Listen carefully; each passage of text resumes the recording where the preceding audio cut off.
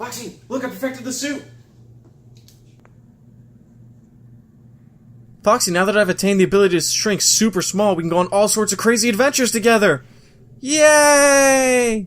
I will have to decline. I am not really about that life anymore. Not even for some doggy ice cream? Okay, now I am in. Hey there, Nip Buds, welcome back to the channel. As always, I'm Ray, this is Foxy, and today we're going to be looking at Ant-Man and the Wasp.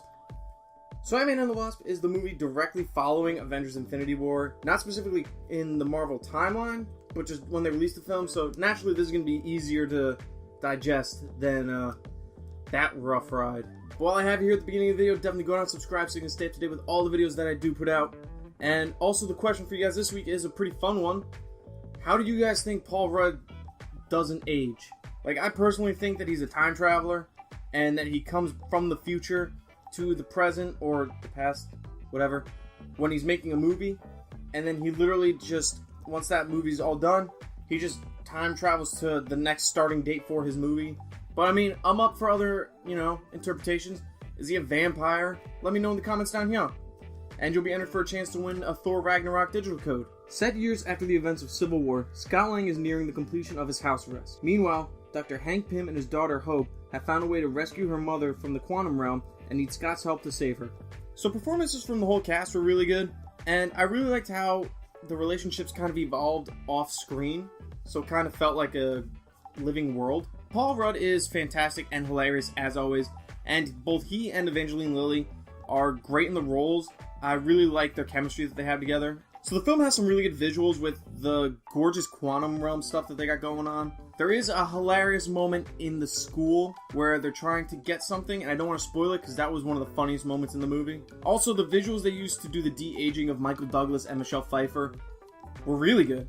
Sadly, Michelle Pfeiffer, not in the movie as much as I would have liked.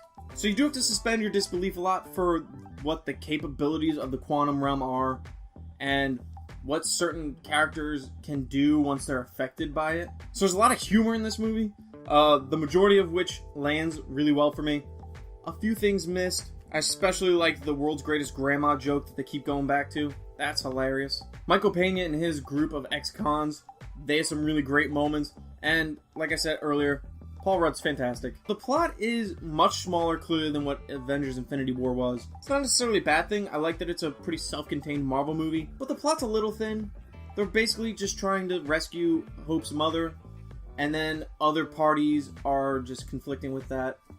It's really just a rescue mission movie. Also, the villains could have been better. I liked Ghost and her motivations, and also like the history that they gave her, but there's a whole dimension to it where they're trying to be like, oh, she's being manipulated by this person and being told lies. As soon as they bring it up, they kind of just throw it away. Like, they really don't reference that anymore throughout the movie. Walter Goggins, really like him as an actor. He was really good in Tomb Raider. In here, he's really just a placeholder to have the goons that can be the cannon fodder for the superpowers to be used on. Something that kind of bothers me, it's not necessarily a deal breaker, but Ant-Man's powers just don't make sense to me at all. Like, I can understand when he shrinks, right? He still has the same kinetic potential energy as when he does his normal size, which is why when he's super small and he punches, it's like a life-sized person punching a dude. But then when he's super big, shouldn't the same rule be in effect and he just has the same kinetic potential energy as he does when he's normal size? So shouldn't he really just be weaker when he's super big instead of super strong? Like, I had this problem in, not Avengers, it's basically Avengers. Captain America Civil War. I thought the same thing. Why is he super strong when he's super big, and also super strong when he's super small, but he's not super strong when he's just normal? Granted, I understand why from like a superhero spectacle point of view, and it just would be pretty boring if the bigger he got, he just couldn't do anything. Although that could be kind of funny when I think about it. But anyway, that's like not even really a gripe with the movie. That's just something that just doesn't make sense to me. So this is a very fun and lighthearted entry in the ever-growing MCU. It's an extremely enjoyable film, and definitely worth a watch in theaters.